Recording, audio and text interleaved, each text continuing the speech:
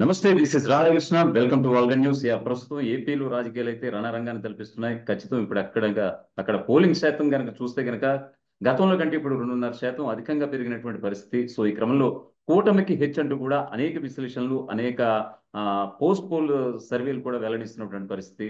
So ఈ క్రమంలో కూటమిలో భాగంగా జనసేన ఇప్పటికే 21 స్థానాల్లో పోటీ చేసినటువంటి పరిస్థితి, 2 ఎంపీ స్థానాలు కూడా పోటీ చేస్తున్నటువంటి పరిస్థితి. సో ఈ క్రమంలో ఆ, పార్టీ అధికార ప్రతినిధి ఆ, అరుణ్ గారు, రాయపాటి అరుణ్ గారు ప్రస్తుతం మనతో మాట్లాడడానికి సిద్ధంగా ఉన్నారు. ఆవిడని అడిగి పార్టీకి ఎన్ని సీట్లు రాబోతున్నాయి, ఎంత మెజార్టీతో ఆ పార్టీ అధ్యక్షులు పవన్ కళ్యాణ్ ఎంత మేర గెలవబోతున్నారు, ఒకవేళ గవర్నమెంట్ ఫామ్ అయితే కనుక రేపటి రోజున జనసేన ఎలాగ ఆ ప్రభుత్వంలో కీలక పాత్ర పోషిస్తుంది అనేక అంశాలపైన ఆవిడ మాట్లాడి తెలుసుకుందాం పార్టీకి సంబంధించి. నమస్తే అండి రాయపాటి అరుణ్ గారు. నమస్తే అండి. అయ్యా, నేను అన్నట్టుగానే ఇంటర్వ్యూలో చెప్పినట్టుగానే ఖచ్చితంగా ఇది ఒక మంచి మ్యాజిక్ ఫిగర్ తో మీరు ఈ రోజు అసెంబ్లీలోకి అడుగు పెడుతున్నారని చాలా విశ్లేషణలు వస్తున్నాయి. 21 సీట్లు మీరు తీసుకున్నందుకు అందులో ఒక మెజారిటీ స్థానాలతోటి పవన్ కళ్యాణ్ ఈ రోజు అసెంబ్లీలోకి అడుగు పెడుతున్నారనే సందర్భం అయితే సర్వత్రా వినిపిస్తోంది. దీనికి మీకు పార్టీ నుంచి ఎలాంటి పాజిటివ్ వైబ్స్ ఉన్నాయి?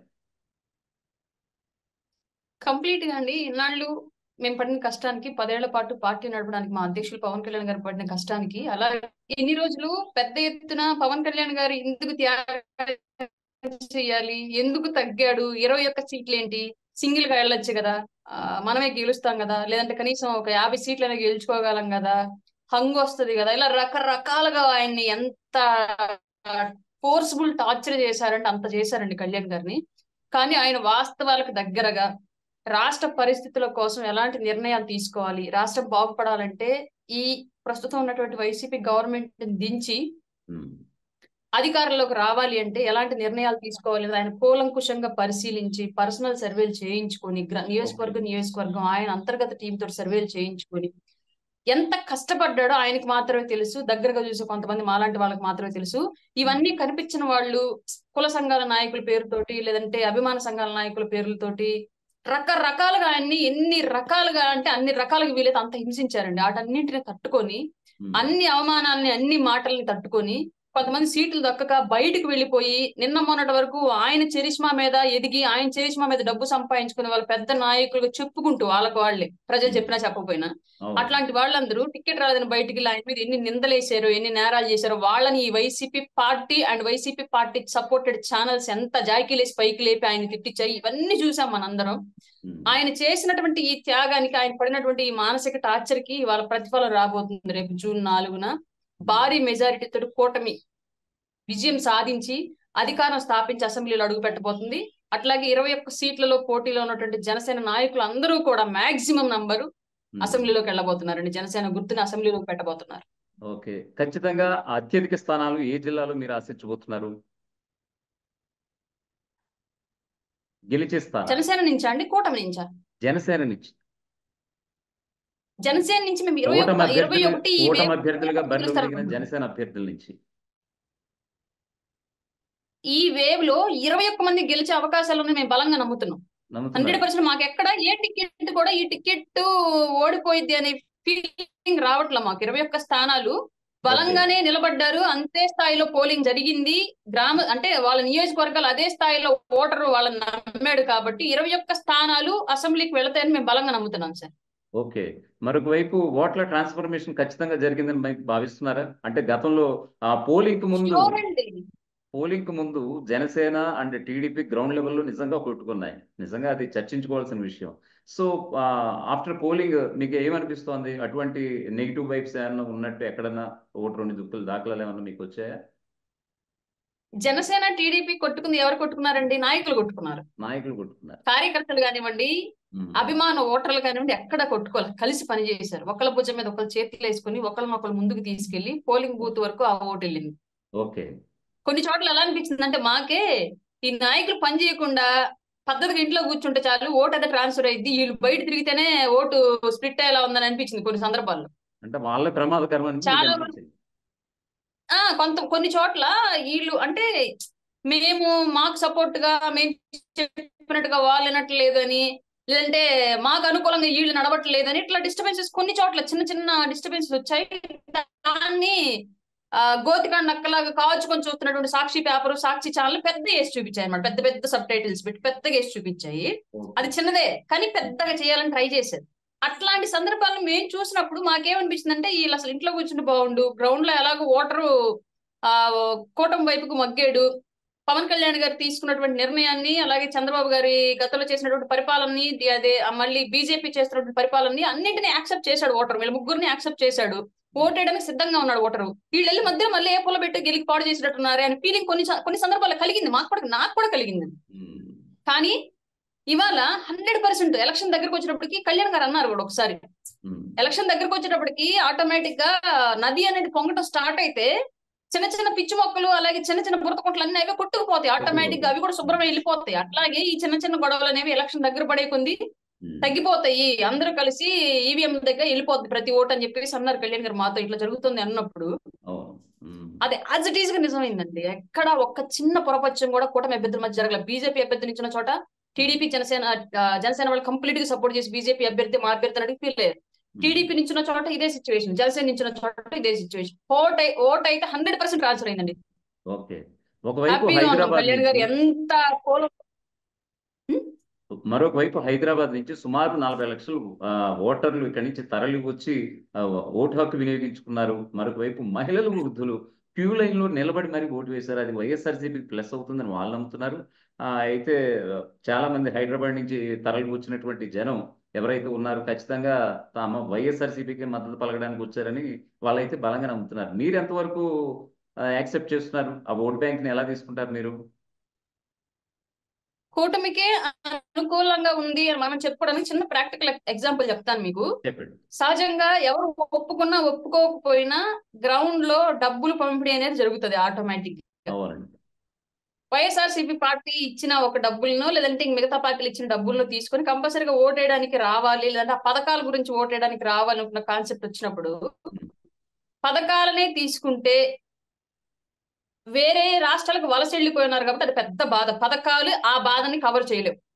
ఫస్ట్ది డబ్బుల కోసమే వచ్చారు అనుకుంటే వాళ్ళు హైదరాబాద్ నుంచి రావడానికి వెళ్ళడానికి ఛార్జెస్ అంతా, వాళ్ళు ఆ రోజు పని మానుకోవాలి, 2 రోజులు పని మానుకోవాలి, 3 రోజులు పని మానుకోవాలి. ఒక రోజు రావాలి, ఒక రోజు ఓటింగ్ లో ఉండాలి, ఒక రోజు రిటర్న్ వెళ్ళాలి. 3 రోజులు వాళ్ళ వర్క్ ని పక్కన పెట్టేసి రావాలి.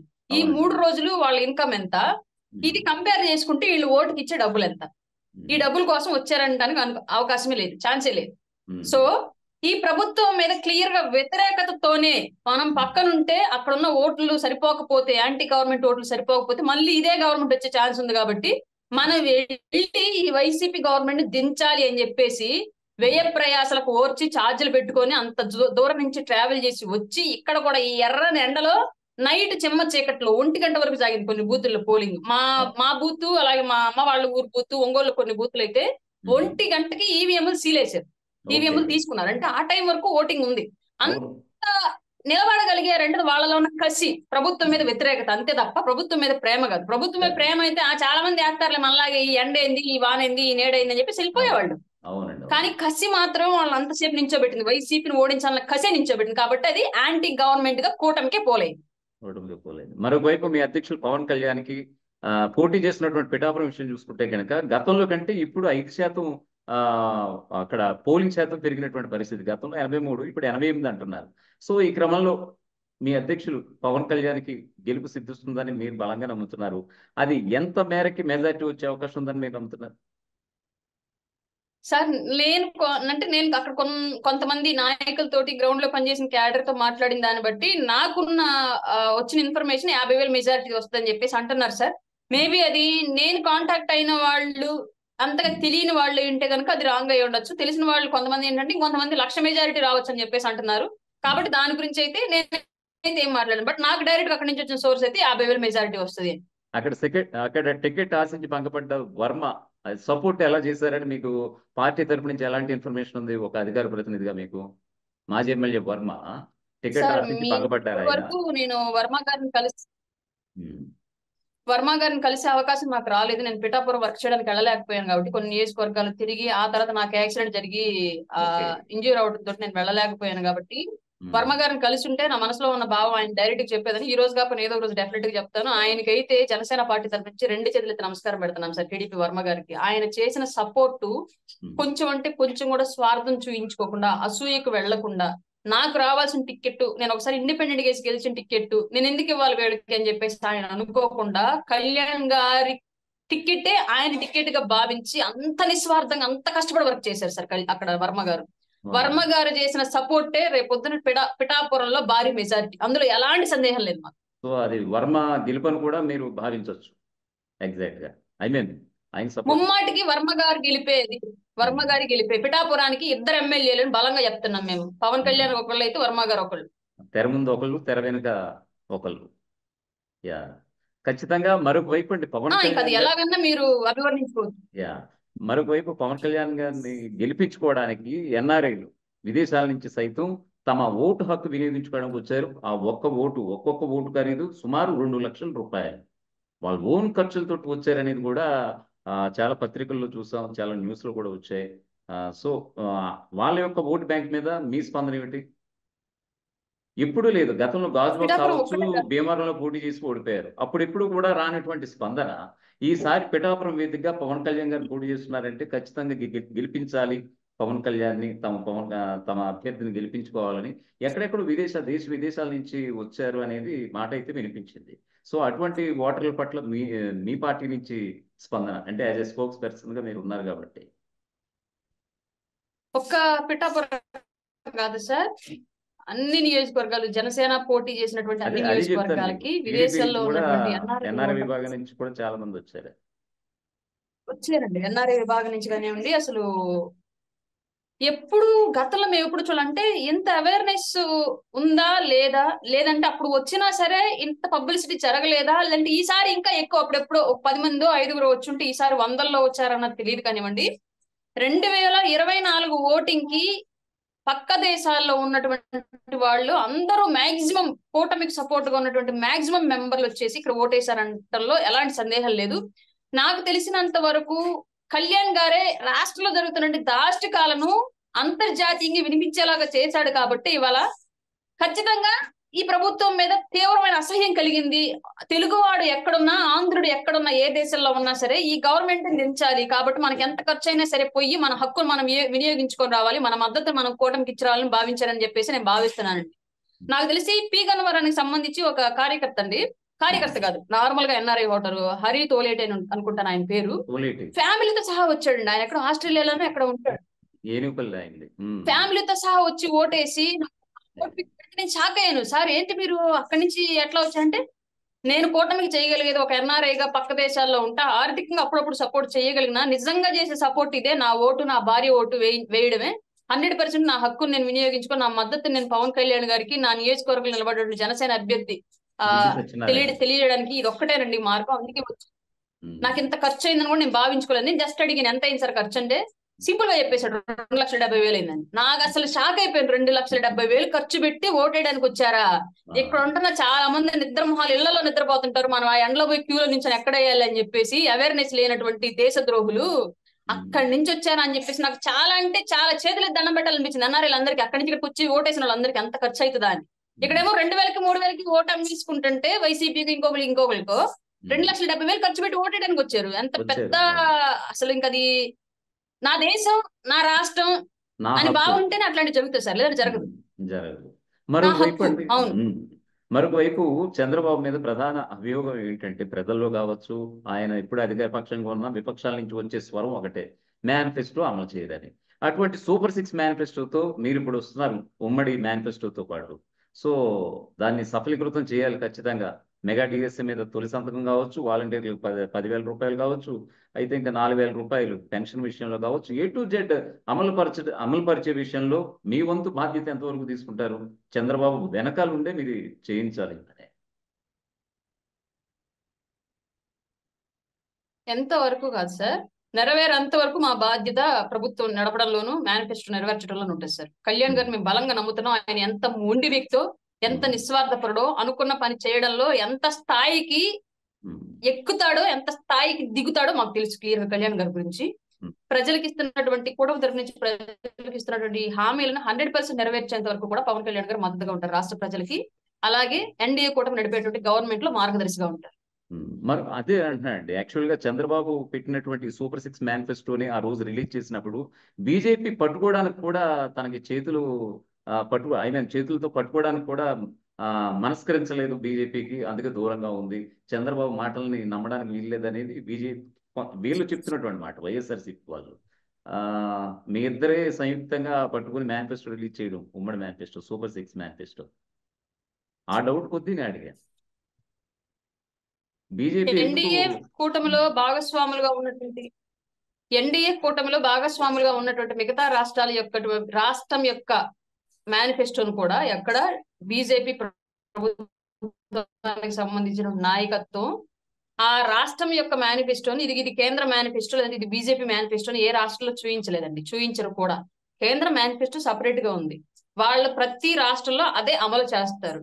కూటమిలో భాగంగా రెండు పార్టీలు ఏవే జనసేన టీడీపీ స్థానిక పార్టీలు ఉన్నావో స్థానిక పార్టీలకు మద్దతుగా ఆ మేనిఫెస్టోతో పాటు ఇది కూడా అమలు చేయడానికి మా సపోర్ట్ ఉండిద్దేనే అక్కడ కూర్చున్నారు. వాళ్ళు అది పట్టుకొని చూపిస్తే అది బీజేపీ మేనిఫెస్టో అవుతుంది. ఆల్రెడీ బీజేపీ మేనిఫెస్టో సపరేట్ గా ఉంది కేంద్రం నుంచి, ప్రతి రాష్ట్రంలో అదే అమలు అవుతుంది. కాబట్టి ఆ రోజు ఆ మేనిఫెస్టోని వాళ్ళ దగ్గర తీసుకెళ్ళి అవును ఆ రోజు వాళ్ళు అందుకే దాన్ని సపరేట్ గా తీసుకొని చూపించలేదు. కానీ ఖచ్చితంగా రాష్ట్రంలో ఉన్నటువంటి ప్రాంతీయ పార్టీలు జనసేన టీడీపీ కూటమి ఏర్పాటు చేసిన మేనిఫెస్టోకు మా మద్దతు 100% ఉంటది అని చెప్పడానికి ఆయన అక్కడ ఉన్నారు. అందులో తర్వాత ఒకవేళ మేనిఫెస్టోనో లేదంటే చంద్రబాబు నాయుడు గారినో ఇంకొక అంశమో నచ్చకపోయి ఉంటే మద్దతు ఉపసంహరించుకోవాలి కదా, సింగిల్ గానో లేదా ఇంకొకరితోనో వెళ్ళాలి కదా. అలా ఏం జరగలేదే. కూటమిలో బీజేపీ కూడా కలిసే ఎలక్షన్కి వెళ్ళింది, రేపొద్దున కలిసే గెలవబోతోంది, రాష్ట్రాన్ని కూడా కలిసే పాలించబోతుంది. ఇంకా అందులో సందేహం ఏముంది? వైసీపీ చెప్పే ఏమున్నాయంటే సార్, ఇంకా అది రాముడిని కూడా బాణం పట్టుకున్నాడు కాబట్టి రాక్షసుడు అని చూపించే రకం. ఆ బాణం ఎందుకు పట్టుకున్నాడు, ఎక్కడ ఆ బాణాన్ని సంధిస్తున్నాడు, సంధించబడినటువంటి ఆ ఎయిమ్ ఏదైతే ఉందో అది ఎంత చెడ్డది, ఇవేం ఉండవు వైసీపీకి. వైసీపీ వాళ్ళు నమ్మితేనే రాముడు రాక్షసుడిని డిసైడ్ చేసుకుంటారు తప్ప అక్కడ వ్యక్తిత్వాన్ని బట్టి డిసైడ్ చేసుకోరు. అందులో భాగంగానే వాళ్ళ రాష్ట్రంలో ఈ స్థాయిలో హింస జరుగుతోంది. మేడం, యాక్చువల్ గా మీరు పోటీ చేస్తున్నటువంటి పవన్ కళ్యాణ్ తో పాటు పోటీ చేస్తున్నటువంటి 21 స్థానాల్లో కొంచెం టఫ్ ఫైట్ అయితే ఖచ్చితంగా ఉంటుంది. ఖచ్చితంగా గెలుపు నల్లేరుపై నడక అనే విజయాలు పవన్ కళ్యాణ్ తో పాటు కొన్ని స్థానాలు ఉండే ఉంటాయి. ఈ నల్లేరుపై నడక విజయ స్థానాలు ఎన్ని ఉన్నాయి? టఫ్ ఫైట్ అంటే టైట్ ఫైట్ మీద జనసేన గెలిచే స్థానాలు ఎన్ని ఉన్నాయి? 21 మీవే కాదనట్లేదు, ఖచ్చితంగా ఈ స్థానంలో ఈ వేవ్స్ ఉన్నాయి. సో ఇక్కడ మేము టఫ్ ఫైట్ ఇచ్చి మేము గెలవబోతున్నాం అనేటువంటి నియోజకవర్గాలు ఏమున్నాయి? మీరు అనాలిసిస్ చేసుకుంటారు కదా ఆఫ్టర్ పోలింగ్ తర్వాత. మీరు ఒక విషయం గమనించినట్లయితే మేబీ ఇది మీ విశ్లేషకులు కూడా ఈ విషయాన్ని ఐడెంటిఫై చేసి ఉండొచ్చు బహుశా, కాకపోతే అప్పుడే బయటికి చెప్పరు. మేబీ ఆఫ్టర్ రిజల్ట్స్ చెప్పొచ్చేమో మీ అనలిస్టులు కూడా. 21 జనసేన స్థానాల్లో వైసీపీ ఎతికి ఏరి కోరి మరి స్ట్రాంగ్ క్యాండిడేట్లు నించోబెట్టడంతో పాటుగా మనీ సర్క్యులేషన్ కూడా ఆ నియోజకవర్గాలకు ఎక్కువ చేసింది. టీడీపీలో కొంతమందిని బాగా ఫోకస్ చేసింది, కొంత విస్మరించి అక్కడ ఏదైనా వీక్ క్యాండిడేట్లను పెట్టుకున్నప్పటికీ కూడా 21 జనసేన స్థానాల్లో వైసీపీ నుంచి స్ట్రాంగ్ అభ్యర్థులు నించున్నారంట. అక్కడ మాకు ప్రతి నియోజకవర్గంలో టైట్ పెట్టుకోవచ్చు. అక్కడ సాక్రిఫైస్ చేయడానికి ఛాన్స్ లేదు వైసీపీ, ఎందుకంటే మేము ఓడిపోవడం వాళ్ళ మెయిన్ ఎజెండా. మేము ఓడిపోతే టీడీపీ అధికారంలోకి రావడం కొంచెం ఇబ్బంది అవుతుంది ఆటోమేటిక్ గా. సో రాదు, మళ్ళీ ఛాన్స్ వైసీపీకి వస్తుంది. కాబట్టి 21 నియోజకవర్గాలు భారీగా టార్గెట్ చేసుకుంది వైసీపీ. సో గెలిచిన ప్రతిది కూడా టఫ్ ఫైట్ మీద గెలిచినట్లు లెక్క ఈ లెక్కని. జనసేన నుంచి రేపొద్దున అసెంబ్లీకి జనసేన గుర్తు మీద ఎన్డీఏ కూటమి నుంచి పోటీ చేసి రేపొద్దున అసెంబ్లీకి వెళుతున్న ప్రతి ఎమ్మెల్యే కత్తితో యుద్ధం చేసి గెలిచి వెళ్తున్నట్టే గుర్తుపెట్టుకోండి. ఇంకా అంత టఫ్ ఫైట్ తో నుంచి బయటకు వెళ్తున్నట్టు. ఎందుకంటే చాలా మంది కొత్త వాళ్ళు, చాలా మంది కొత్త వాళ్ళు మా పార్టీ నుంచి రీజియన్ వైజ్ అడుగుతాను. ఉత్తరాంధ్ర 34 స్థానాలు ఉన్నాయండి, కూటమికి వచ్చే స్థానాలు ఎన్ని? రాయపట్టారు అట్లా నన్ను అడిగితే నేను అన్ని వచ్చేస్తాయని చెప్తానండి. నాకు మిగతా జిల్లాల విషయం నాకు అంతగా తెలీదు కాబట్టి నేను అన్ని వచ్చేస్తాయని చెప్తాను. ఈ క్వశ్చన్ నాకు కరెక్ట్ కాదు. ఉత్తరాంధ్రలో మీ ప్లస్ పాయింట్స్ ఏంటి, జగన్ మైనస్ పాయింట్స్ ఏంటి? ఉత్తరాంధ్రలో మాకు ప్లస్ పాయింట్స్ వచ్చి వలసలు ఎక్కువ వెళ్ళడము, యువత ఎక్కువ అవేర్నెస్ పెంచుకోవడం, ఈసారి ఇసుక వల్ల ఉపాధి పొందుతున్న వాళ్ళందరూ వాళ్ళ రోడ్డు మీదకి రావడము, మత్స్యకారులు అందరూ కూడా ఈ జగన్ పెంచినటువంటి డీజిల్ రేట్లు, కరెంట్ రేట్లు, అలాగే ఇస్తా అన్నటువంటి రాయితీలు సరిగ్గా ఇవ్వకపోవడం వల్ల వేట కూడా కొనసాగించలేక ఇబ్బంది పడటం, ఇవన్నీ కూడా మా కూటమికి అనుకూలించిన విషయాలు కాబట్టి డెఫినెట్ గా ఇవే రేపు పొద్దున ఆ నియోజకవర్గాల్లో ఆ జిల్లాల నుంచి మా క్యాండిడేట్లు, ఎన్డీఏ కూటమి నుంచి పోటీ చేసిన క్యాండిడేట్లు గెలిపిస్తాయి. ఇక ఉభయ గోదావరి జిల్లాల విషయం చూసుకుంటే కనుక ఎలాంటి ఆ రోజు 19+15 34 స్థానాల్లో ఎలాంటి రిఫ్లెక్ట్ కాబోతున్నాయి అంటే, ఆ రోజు ఉభయ గోదావరి జిల్లాలు చూసుకుంటే కనుక వెస్ట్ గోదావరిలో 13 స్థానాలు గెలిచింది వైఎస్ఆర్సీపీ, తూర్పు గోదావరిలో 14 స్థానాలు గెలిచింది వైఎస్ఆర్సీపీ. మిగతా 4 స్థానాలే తూర్పు గోదావరి జిల్లాలో గెలవడం, అలాగే ఒకే ఒక స్థానం రాజూరు రాపాకోన ప్రసాద్ గెలవడం జనసేన అభ్యర్థి తరఫున. సో ఇప్పుడు ఎలాంటి సీట్లు ఆశించవచ్చు అంటారు మీ పార్టీ తరఫున, ఐ మీన్ మీ కూటమి తరఫున? ఉభయ గోదావరి జిల్లాల నుంచి కూటమికి అనుకూలించే విషయాలు ఫస్ట్ వచ్చి కాపు సామాజిక వర్గం మాక్సిమం జనసేనకి కూటమికి పోలరైజ్ అవడం ఓటింగ్ అనేది. ఇంతకు ముందు ఈ స్థాయిలో ఏకతాటి మీద ఒకే టైప్ ఆఫ్ ఓటింగ్ అనేది ఆ సామాజిక వర్గం నుంచి లేదు, ఈసారి అది జరిగింది. అలాగే రెండోది, స్థానికంగా ఉన్న లీడర్లు ఎవరైతే ఉన్నారో వాళ్ళని కేవలం ప్రతిపక్ష పార్టీల్ని, ప్రత్యేకించి పవన్ కళ్యాణ్ గారిని తిట్టడానికి ఉపయోగించాడు, లేదంటే వాళ్ళు ఆర్థికంగా స్ట్రాంగ్ అవడానికి ఉపయోగించుకున్నాడు తప్ప జగన్మోహన్ రెడ్డి ప్రజలకి అక్కడ నియోజకవర్గాలని డెవలప్మెంట్ చేయడానికి, అందరికీ యునైటెడ్ గా ఉన్నటువంటి సమస్యల్ని క్లియర్ చేయడానికి ఎట్టి పరిస్థితుల్లోనూ జగన్మోహన్ రెడ్డి వాళ్ళని సపోర్ట్ చేయలేదు, వాళ్ళకి సహకరించలేదు. కాబట్టి అది ప్రజల్లో ఫుల్ గా నెగిటివ్ వెళ్ళిపోయింది. మూడో అంశము, ఉమెన్ ట్రాఫికింగ్ అనేది క్లియర్ గా ఆ నియోజకవర్గాల నుంచి ఎక్కువగా జరిగింది. డ్రగ్స్ అనేది ఆ నియోజకవర్గాలను ఎక్కువ పెరిగాయి, గంజాయి అనేది ఆ నియోజకవర్గాలను ఎక్కువ పెరిగింది. కాబట్టి క్లియర్ గా అలాగే క్రాప్ హాలిడే ప్రకటించడము, వీటన్ని కూడా ఇవి మొత్తం కంప్లీట్ గా కూటమి అభ్యర్థులకి అనుకూలించే అంశాలు. ఇవి వైసీపీ అక్కడ దిగజార్చిన అంశాలు. వీటన్నింటి మీద ఫోకస్ చేసుకోవడం మానేసి జగన్మోహన్ రెడ్డి ఎంతసేపటికి ప్రతిపక్ష నాయకుల్ని వ్యక్తిగతంగా తిట్టడానికి ఫోకస్ చేయించాడు. ఇవి ప్రజలందరూ గమనించారు. ఒక లీడర్ ని భారీ మెజారిటీ ఇచ్చి సీఎం గా కూర్చోబెడితే అతను చేసిన పరిపాలన ఇదా అన్న ఆలోచన ప్రతి ఒక్క ఆంధ్రుల్లో వచ్చింది. దాని మూలంగా రేపొద్దున ఉభయ గోదావరి జిల్లాలో భారీ మెజారిటీ ఎన్డీఏ కూటమి దక్కబోతుంది. ఓకే, మరొక వైపు కృష్ణా, గుంటూరు, అలాగే దక్షిణ కోస్తాంధ్ర, ప్రకాశం, నెల్లూరు విషయానికి వస్తే కనుక ఎటువంటి మ్యాజిక్ ఫిగర్ సాధించబోతోంది కూటమి? అంటే ప్రధానంగా మీకు అక్కడ కలిసి వచ్చే అంశం రాజధాని అంశం, అమరావతి రాజధాని అంశం. అదొక్కటేనా, లేకపోతే ఇంకా మీరు లాస్ట్ ఏదో క్రికెట్ టీంలో చూసుకుంటే కనుక లాస్ట్ ఓవర్ చాలా ఇంపార్టెంట్ అన్నట్టుగా లాస్ట్ వీక్ చాలా ఇంపార్టెంట్ గా తీసుకున్నారు మీరు. ఆ ల్యాండ్ టైటిలింగ్ యాక్ట్ అనేది మీరు తెర మీద తీసుకొచ్చి జగన్ ఉక్కిరిబిక్కిరి చేసినటువంటి పరిస్థితి, అది కూడా మీకు కలిసి వచ్చే అంశంగా మీరు భావిస్తున్నారా? సో ఓవరాల్ గా దక్షిణ కోస్తాంధ్ర అంటే ప్రకాశం, నెల్లూరు 22 స్థానాలు, కృష్ణా, గుంటూరు విషయానికి వచ్చేసరికి 33 స్థానాలు. వెరసి ఇంచుమించుగా ఈ స్థానాల్లో మీ కూటమి పట్టు ఏ విధంగా ఉండబోతోంది? అంటే యాక్చువల్గా సింహపూర్ జిల్లాగా చెప్తున్నటువంటి నెల్లూరు జిల్లా వైఎస్ఆర్సీపీ కంచుకోట అంటున్నారు, అలాగే ప్రకాశం జిల్లా కూడా చాలా హోప్స్ పెట్టుకుంది వైఎస్ఆర్సీపీ. సో ఈ క్రమంలో కూటమి పాత్ర ఎలా ఉండబోతోంది? గ్రేటర్ రాయలసీమ, కృష్ణా, గుంటూరుకు వచ్చేటప్పటికండి క్లియర్ గా రాజధాని అనే అంశం ఒకటి. రెండోది, ప్రాజెక్టుల నిర్వహణ అస్తవ్యస్తం అయిపోవడం. ప్రతి ప్రాజెక్ట్ లో కూడా నిర్వహణ సరిగ్గా లేక, కరెక్ట్ గా రైతుకి టైంకి నీళ్లు అవసరమైన టైంలో నీళ్లు ఇవ్వలేక ఇబ్బంది పడ్డారు, పవర్ ఇవ్వలేక ఇబ్బంది పడ్డారు. ఇదన్నింటి కూడా ప్రాజెక్టుల నిర్వహణ అనేది అస్తవ్యస్తమైంది. మూడో అంశము, ఈ జిల్లాల పరిధిలోనే రావాల్సినటువంటి పోర్టులు రాకపోవడము, మెడికల్ కాలేజీలు ఈ జిల్లాల పరిధిలోనే మెడికల్ కాలేజీలు శాంక్షన్ అయినాయి గతంలో, వాటిని ఈ జగన్మోహన్ రెడ్డి పూర్తి చేయలేకపోవడము. అట్లాగే పరిశ్రమలు కూడా ఓకే, కాగితపు గుజ్జు పరిశ్రమ ఒకటి, లెదరు ఐటమ్స్ పరిశ్రమ ఒకటి, అలాగే జాకీ పరిశ్రమ ఒకటి, టైర్లు మ్యానుఫ్యాక్చరింగ్ పరిశ్రమ ఒకటి, సూట్ కేసులు మ్యానుఫ్యాక్చరింగ్ పరిశ్రమ ఒకటి, అలాగే చీరలకు సంబంధించినటువంటి ఓడరేవు ఒకటి. ఇవన్నీ కూడా గత గవర్నమెంట్ లో శాంక్షన్ అయ్యి ఆల్రెడీ భూమి సెలెక్ట్ చేసుకొని వర్క్ కూడా కొంతమేర శంకుస్థాపన లాంటి అంశాలు కూడా స్టార్ట్ అయిన తర్వాత గవర్నమెంట్ మారి ఈ వైసీపీ వచ్చాక ఏమి చేయలేకపోయింది. వేలాది మంది యువత ఉపాధి దొరికిందని ఎదురు చూసి ఈ ప్రభుత్వం వచ్చిన తర్వాత ఇంకా రాదు అని చెప్పేసి నిరుత్సాహానికి వెళ్ళిపోయారు. కొన్ని ప్రాజెక్టులు, కొన్ని పరిశ్రమలు ఈ ప్రాంతంలో కొన్ని మూపిచ్చేశాడు. లంచాలు ఎక్కువగా డిమాండ్ చేసి ఇవ్వని వాళ్ళని హెరాస్ చేసి ఇక్కడి నుంచి వెళ్ళిపోయేలాగా చేశాడు. ఎవరి దాకా ఎందుకండి, మాకు ఇక్కడ దగ్గరలోనే ఉంటుంది, ఒక 40 కిలోమీటర్ల దూరం సింగరాయకొండ అని చెప్పేసి డిస్టిలరీస్ పరిశ్రమ ఉంది. మాగుంట శ్రీనివాసరెడ్డి గారు, మా ఎంపీ గారు, ఆయనే లంచం డిమాండ్ చేసి అంత లంచం నేను ఇవ్వను అన్నాడని చెప్పేసి ఆయన ఫ్యాక్టరీ మూయించేశాడు. అక్కడ 3000 కుటుంబాలు రోడ్డును పడ్డాయి ఆ ఊర్లో. నేను ప్రత్యక్ష సాక్షి, నా జాబ్ అక్కడే మొన్నటి వరకు కూడా. వందల మంది వచ్చి కలిసి చెప్పి వెళుతుంటే చదువుకునే పిల్లలు చదువు ఇట్లాంటి చాలా అంశాలు. అట్లాగే రాయలసీమ, ఇందాక మీరు అన్నారు సింహపురి అని చెప్పేసి, అక్కడే కాదు మొత్తం 4 జిల్లాల నుంచి కూడా ఎవరైతే ఓన్ క్యాడర్ ఉన్నటువంటి నాయకత్వం ఉందో, ఓన్ క్యాడర్ జగన్మోహన్ రెడ్డితో సంబంధం లేకుండా వాళ్ళు ఆల్రెడీ ఎస్టాబ్లిష్డ్ పొలిటీషియన్స్.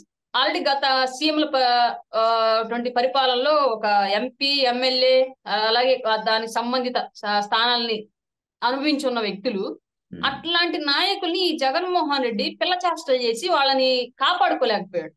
గౌరవం ఇవ్వకుండా, వాళ్ళని కలవకుండా, పరిపాలనలో వాళ్ళని భాగస్వాములు చేసుకోకుండా, వాళ్ళ నియోజకవర్గాల్లో కూడా పిఏల ద్వారా పెత్తనం చేసి, వాలంటీర్ల ద్వారా పెత్తనం చేసి, ఈ పెద్ద స్థాయి నాయకులైనటువంటి వాళ్ళని, గెలిచిన వాళ్ళని మినిమం రెస్పెక్ట్ ఇచ్చుకోకుండా వాళ్ళని పార్టీలు నిలుపుకోలేకపోయాడు. చాలా మంది పార్టీ మారారు. ఈ మారడంతో పాటు ఆటోమేటిక్ ఏం జరిగింది? ఆల్రెడీ వాళ్ళు ఎస్టాబ్లిష్డ్ పొలిటీషియన్స్, వాళ్ళకంతా కొంత క్యాడర్ ఉంది. ఆ క్యాడర్ డివైడ్ అయిపోయింది. ఆ క్యాడర్ తో పాటు ఓటింగ్ కూడా డివైడ్ అయిపోయింది. ఈ అన్ని కారణాలు కూడా రేపు ఈ 4 జిల్లాలో జగన్మోహన్ రెడ్డి అవటమే కారణం అవుతుంది. మరోవైపు అంటే మీరు చెప్తున్న దక్షిణ కోస్తాంధ్ర, గుంటూరు జిల్లాకు సంబంధించి చెప్పారు, అలాగే కృష్ణా జిల్లా గురించి చెప్పారు. ఇప్పుడు రాయలసీమ ప్రధానంగా చూసుకుంటే కనుక కడప, అనంతపురం, చిత్తూరు, కర్నూలు, ఈ 4 జిల్లాలు వెరసి 52 స్థానాలు ఉన్నాయి. జనసేన ఎందుకు వెనకడుగు వేస్తోంది? ఆ యొక్క 4 జిల్లాల్లో పోటీ చేయించడానికి కానీ, అభ్యర్థిని నిలపడానికి ఎందుకు సతమతమవుతోంది? ఎందుకంటే తిరుపతి ఎమ్మెల్యే అరణ్ శ్రీనివాసులు వైఎస్ఆర్సీపీలో జనసేనలోకి రావడం, జనసేన నుంచి పార్టీ చేసే అభ్యర్థి ఒక్కళ్ళే కనిపిస్తున్నారు అనిపిస్తుంది నాకైతే. సో ఎందుకు రేపటి రోజున ఏమన్నా ఆశించవచ్చు? సంస్థాగతంగా పార్టీ బలంగా 5 ఏళ్ళలో పుంజుకునేలాగా ఏమన్నా కార్యాచరణ చేపట్టే అవకాశం ఉందా జనసేన పార్టీ నుంచి? ఉమాటికి అండి, రాయలసీమ అంటే కొంత మన పులివెందుల పులిగారి హవా ఎక్కువ సాగే ఏరియాలు ఉంటాయి కాబట్టి అక్కడ క్లియర్ గా ఇది కొంతవరకు మా పార్టీకి అక్కడి నుంచి పెద్ద స్థాయిలో ఆర్థిక, సామాజిక బలం ఉన్న వ్యక్తులు రావడానికి కొంత వెనకడుగు వేశారనే చెప్పుకోవచ్చు. టీడీపీ ఆల్రెడీ అప్పటి నుంచి ఉన్న పార్టీ, ఎస్టాబ్లిష్ అయిన పార్టీ కాబట్టి వాళ్ళకి అక్కడ ఆల్రెడీ స్థిరమైనటువంటి నాయకత్వం ఉంది కాబట్టి వాళ్ళకే అక్కడ ఎక్కువ స్పేస్ ఇచ్చేసి కేవలం 2 స్థానాలకి, రైల్వే కోడూరు ఒకటి, తిరుపతి ఒకటి మాత్రం మేము పరిమితం అయ్యాం. ఈ 2 చోట్ల మాత్రం జనసేన నించోబెట్టుకోగలిగాము. రానున్న రోజుల్లో రాయలసీమలో కూడా సంస్థాగతంగా మా పార్టీ నిర్మాణం చేసుకుని పెద్ద అక్కడ ఎన్నికల బరిలో నిలబడి గెలిచే అభ్యర్థులు మా పార్టీలో డెవలప్ చేసుకోవడానికి, అలాగే ఆ అసెంబ్లీకి పోటీ చేయించడానికి సిద్ధపడతా ఉంటాం. 2029 కల్లా అక్కడ జనసేన పార్టీ నుంచి ఎక్కువ స్థానాల్లో నిలబెట్టడానికి ట్రై చేస్తాం. ఎందుకంటే పవన్ కళ్యాణ్ గారు ఎక్కువ ఫోకస్ వెనకబడ్డ ఉత్తరాంధ్ర, వెనక్కి నెట్టివేయబడుతున్నటువంటి రాయలసీమ, ఇవి 2 మెయిన్ ఫోకస్ గా ఉంటాయి పవన్ కళ్యాణ్ గారి దృష్టిలో. ఎప్పుడు ఉత్తరాంధ్రలో ఈసారి ఆధిపత్యం సాధిస్తున్నారు. డెఫినెట్ గా నెక్స్ట్ ఎలక్షన్ కి రాయలసీమలో కూడా ఆధిపత్యం సాధించడానికి ప్రయత్నం చేస్తారు. మీరు చెప్తుంది రాయలసీమలో పార్టీ సంస్థాగతంగా నిర్మాణంగా పార్టీ సంస్థాగత నిర్మాణం బలపడేలాగా చర్యలు తీసుకుంటామని చెప్తున్నారు. కానీ ఓవరాల్ గా పార్టీ బలంగా ఉందా గ్రౌండ్ లెవెల్లో? గ్రౌండ్ లెవెల్లో ఓటర్ ఉంటాడు, గ్రౌండ్ లెవెల్లో ఓటర్ ఉంటాడు అభిమానంతో, కార్యకర్త ఉంటాడు ఒక ఆశయంతో. పోల్ మేనేజ్మెంట్ విషయంలో శూన్యమే కదా మీ పార్టీ ఖచ్చితంగా ప్రస్తుత పరిస్థితుల్లో? అన్ని చోట్ల కాదండి, అన్ని చోట్ల కాదు. ఈసారి వరకు మేము నిలబడ్డటువంటి అన్ని నియోజకవర్గాలు పోల్ మేనేజ్మెంట్ 100% చేశాము. అట్లాగే టీడీపీ నిలబడ్డ, బీజేపీ నిలబడ్డ ప్రాంతాల్లో కూడా జనసేన మార్క్ ఈసారి చూపించాం. వాళ్ళ నోటితో వాళ్ళే జనసేన భలే పనిచేస్తారు అనిపించుకున్నాం ఈసారి. నెక్స్ట్ టైము మా అభ్యర్థుల కోసం మేము ఎక్కువ సంఖ్య తీసుకొని దాంట్లో మాకు మేమే అనిపించుకొని రాష్ట్రంతో కూడా అనిపించుకుంటాం. మీలాంటి విశ్లేషకులతో కూడా అనిపించుకునే ప్రయత్నం చేస్తాం.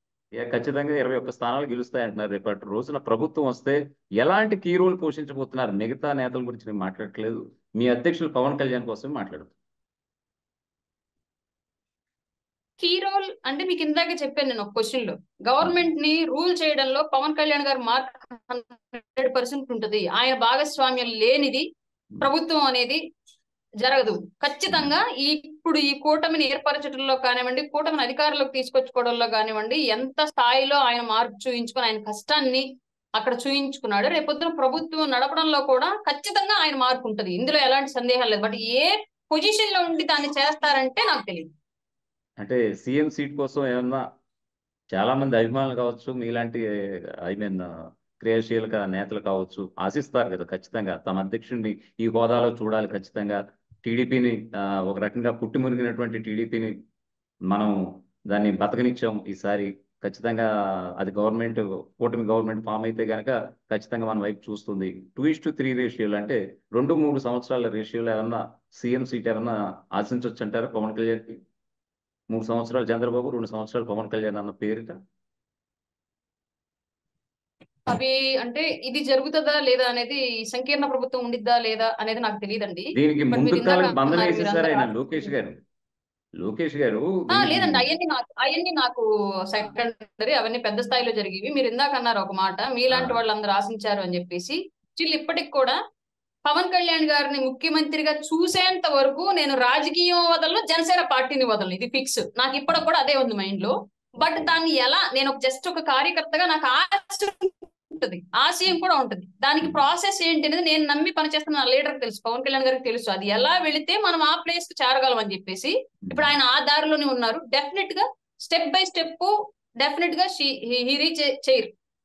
అది సీఎం. ఏమండి ఇప్పుడు ఆల్రెడీ ఎలక్షన్స్ అయిపోయిన తర్వాత మీ కూటమి ప్రభుత్వం అధికారంలోకి వస్తాయి కనుక ఖచ్చితంగా మీ నెక్స్ట్ ఉండేటువంటి టార్గెట్ స్థానిక సంస్థల ఎన్నికలు. ఖచ్చితంగా పార్టీ సభ్యత్వం విషయంలో కావచ్చు, ఈ లోగడ ఖచ్చితంగా మీరు చేసుకోవాల్సిన అవసరం ఎంతైనా ఉంది. ఎందుకంటే ఒక ఎంపీటీసీ కావచ్చు, ఒక జెడ్పీటీసీ కావచ్చు, గ్రౌండ్ లెవెల్లో ఒక సర్పంచ్ ఎన్నుకునే విషయాల్లో కావచ్చు. మీరు కూడా లాస్ట్ టైం పోటీ చేశారు కొన్ని కొన్ని చోట్ల. అంటే వెరీ 10 లోపులే ఒక 4-5 స్థానాలు గెలిచినటువంటి సందర్భం కూడా చూసాం. కృష్ణా జిల్లాలో కూడా సర్పంచులు కూడా ఉన్నారు మీ జనసేన పార్టీకి సంబంధించినటువంటి వాళ్ళు. సో సంస్థాగత నిర్మాణంగా ఇప్పుడు మరింత బలోపేతం కావాల్సిన అవసరం ఎంతైనా ఉంది. సో ఆ క్రమంలో ఏమైనా పార్టీ పరంగా మీరు ఎలాంటి కార్యాచరణ చేపట్టే అవకాశాలు ఉన్నాయా after elections, I mean after results? ఇది పవన్ కళ్యాణ్ గారే ఆల్రెడీ ఇంతకు ముందు రివీల్ చేశారండి. ఆఫ్టర్ గవర్నమెంట్ ఎన్డీఏ కూటమి వచ్చిన తర్వాత నామినేటెడ్ లో కానివ్వండి, స్థానిక సంస్థల ఎన్నికల్లో కానివ్వండి, బలమైన భాగాన్ని జనసేన తీసుకుంటది అని చెప్పేసి గతంలోనే చెప్పుకున్నారు పవన్ కళ్యాణ్ గారు. డెఫినెట్ గా స్థానిక సంస్థల ఎన్నికల్లో మా మార్క్ మేము 100% చూపిస్తాము. అధికారంలో లేనప్పుడు, ఒక అరాచకపు పార్టీ అధికారంలో ఉన్నప్పుడే నిలబడి కలబడి గెలిచాం చాలా ప్లేసెస్ లో. మా ఓట్ బ్యాంకు 20% వచ్చింది, 6% నుంచి అని చెప్పేసి తెలియజెప్పిన ఎన్నికలే స్థానిక సంస్థల ఎన్నికలు.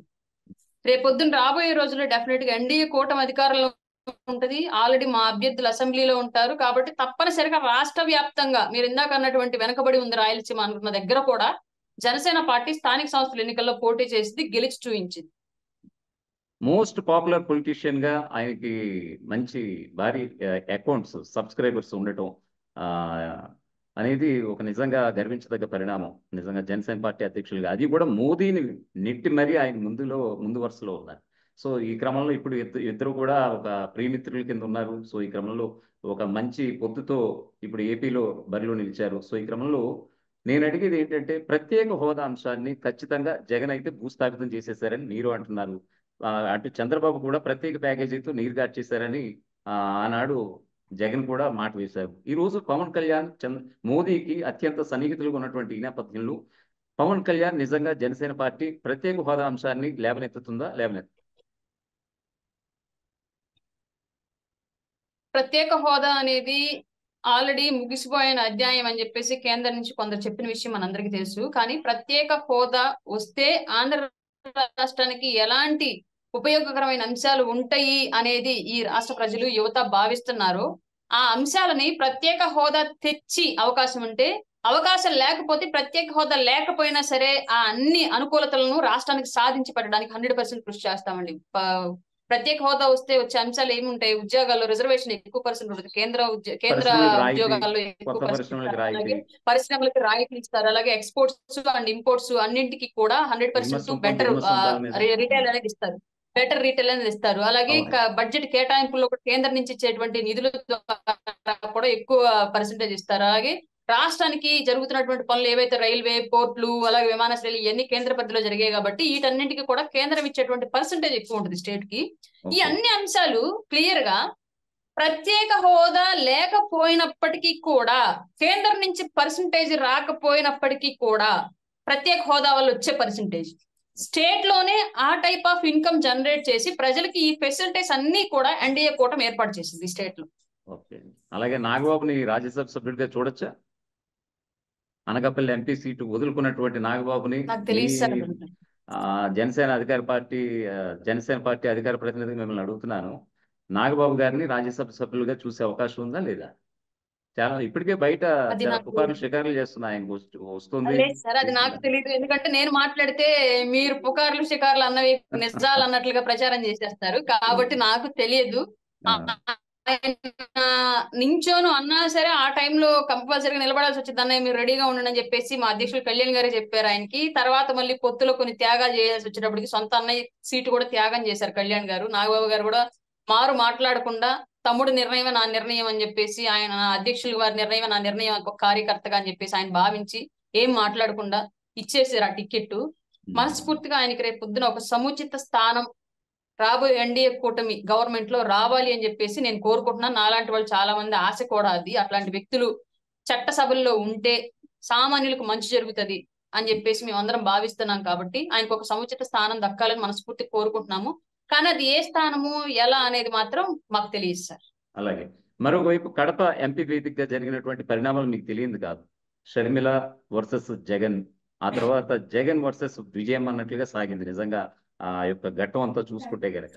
సో దానివల్ల మీకు ఏమనిపిస్తుందండి ఇటువంటి చూసినప్పుడల్లా? అంటే కుటుంబ నేపథ్యంలో గొడవగా భావిస్తారా నిజంగా? ఒక జగన్ అనే ఒక వ్యక్తి యొక్క దాన్ని ఏమంటారు రూడ్నెస్ ని మీరు చూస్తారా?